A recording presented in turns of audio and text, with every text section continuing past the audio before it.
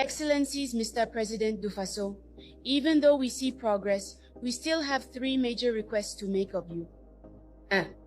Your Excellencies, Mr. President Dufaso, we have heard that even though the law has set the marriage age at 18, there is an exception for those who are 16. Can you tell them to set it at 18 years without exception if possible? This would help protect all girls from early marriages, letting them stay in school and enjoy their childhood.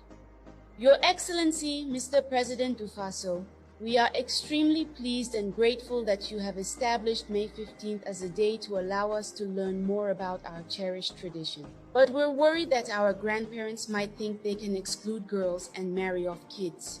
We would like to ask you, if possible, to officially speak to them to explain the meaning of May 15th, the Day of Customs and Traditions, in all languages. Your Excellencies, Mr. President Dufaso, our parents have explained to us that the law stipulates that children who commit minor offenses should not go to prison, but rather perform light work, such as weeding the CSPS or cleaning the schoolyard.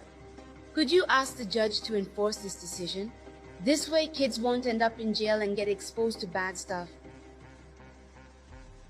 Your Excellency, Mr. President of FASO, we know that you are listening to us and are ready to act to protect us. These changes mean a great deal to us and will significantly help us in having a much brighter future ahead. Thank you, Your Excellency, Mr. President of FASO, for always thinking of us, protecting us, supporting us, and building with us a Burkina Faso where every child can be safe, go to school, and succeed in life. We thank you. Hello everyone, you are all very welcome here. So you all are the esteemed deputies today, and I guess everything went very well in reality. Did the ministers respond well? Were they convincing? All right, thank goodness. In any case, there is a lot of the initiatives we have undertaken for the children, and indeed, everything else we do is also for the benefit of the children. You are the future of this nation, the future of the homeland. So everything we do is for the kids. First and foremost, you need to understand that. Every initiative we undertake is for your well-being so that you can thrive. Live therefore in good health and go forth with confidence. School is fundamentally about flourishing and doing everything you can to contribute positively to your country. We've started a lot of things, but there's still plenty left to do. It all depends on the pace at which we leave. As you can see, there are a lot of kids who are also displaced, but who are gradually resuming classes, step by step in various places. This is due to the selflessness of the defense and security forces and the BDP who are on the field giving their all, body and soul, who sacrifice themselves daily. And at night, so you kids can live peacefully, sleep soundly, and go to school feeling refreshed. Just today, I was learning in one of the regions. There is more than a total of 10,000 kids are now back in school.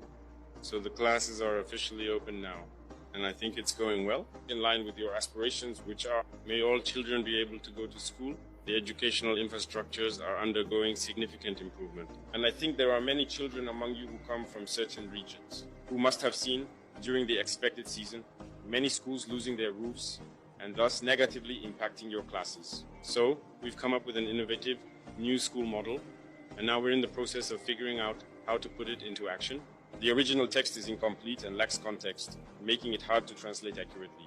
Please provide the full sentence for a proper translation. Bad weather and other natural disasters simply cannot be avoided, not impact your studies. Throughout the year there were some floods, and in Bobo Dioulasso, there was a school where the water almost trapped some kids. Thank goodness the firefighters were able to intervene quickly.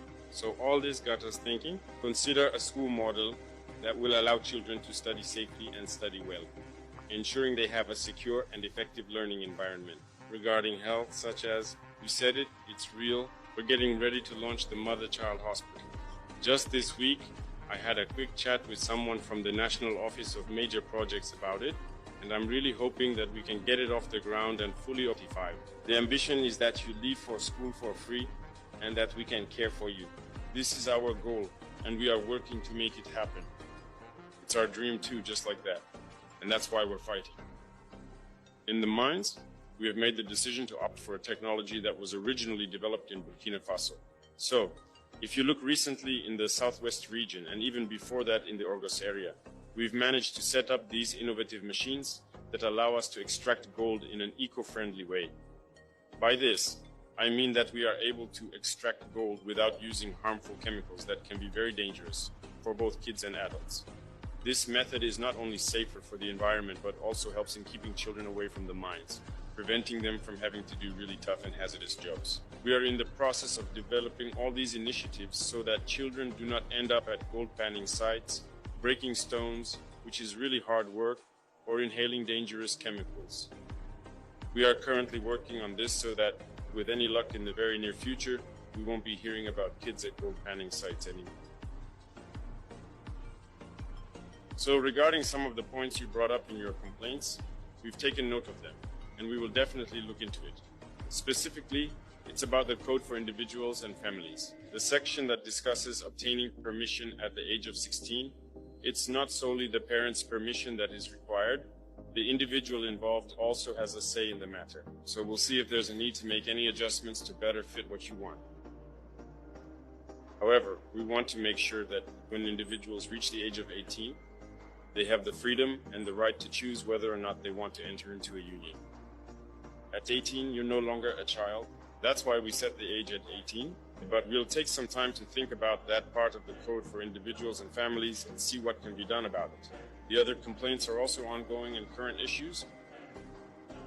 As you mentioned earlier, we will check with the sectoral and ministerial departments to see what can be done about this matter. And I suppose that next year, God willing, you will be able to ask them about the beginning of implementing what you want. And traditions and customs, it's not just what you mentioned. There's so much more to consider. We've noticed that many people can mix things up, but understand that we keep on educating, raising awareness, and continuously explaining to people why that particular day is so important. I think we took a tour of the museum that day to see some cultural values that are unique to us. It's also a message to everyone involved to understand that what we're looking for are some really important values in our various cultures that we've let go of over time, but could still be incredibly useful for us in the present and future. That's what needs to be expressed. Let me give you an example to illustrate my point.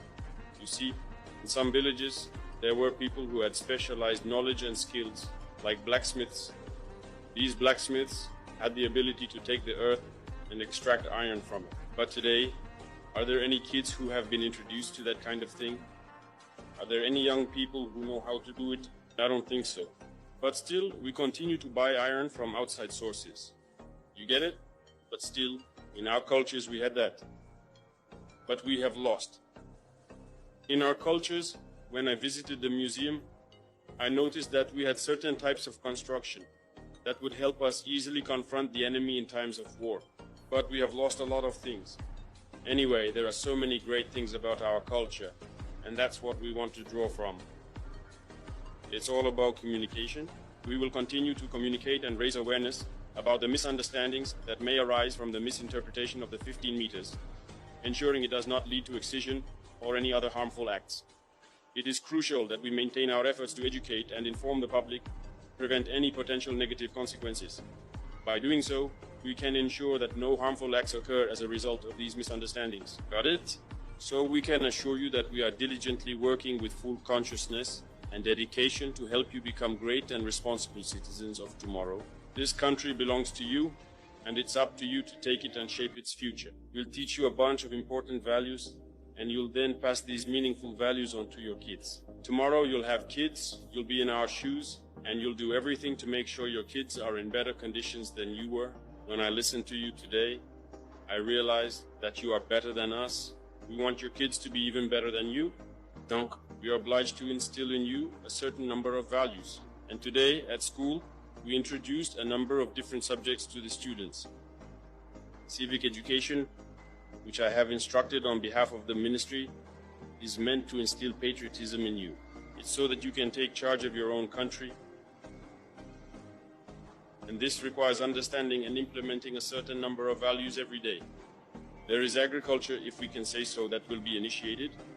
The small gardens that you will take over at school will allow you to start practically doing some of the things you imagine and envision.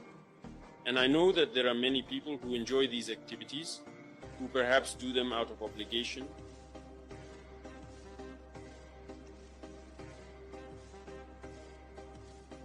But if we introduce you to them, it could allow others to pursue them later when they are older and choose their field, by the way.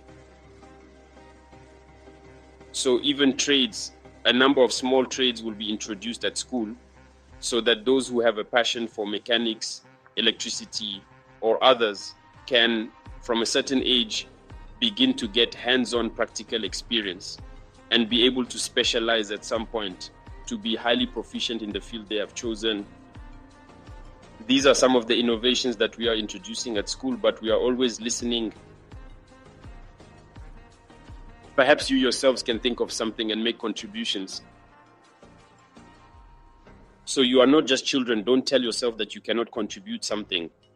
You can think, make proposals also to your elders, your mentors. They will relay them to us, and this will allow us to improve many things.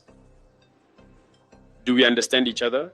Yes. So rest assured, we are doing everything to make you very good citizens, and so that you can live dignifiedly from your country's resources and have a promising future.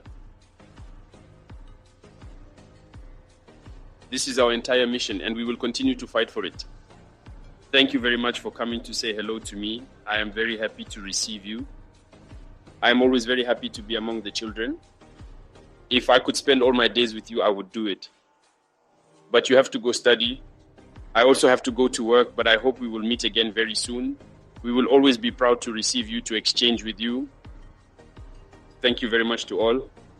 Good luck, and above all, have a good school year. And may each one have the results they expect at the end of the year. Thank you very much to all.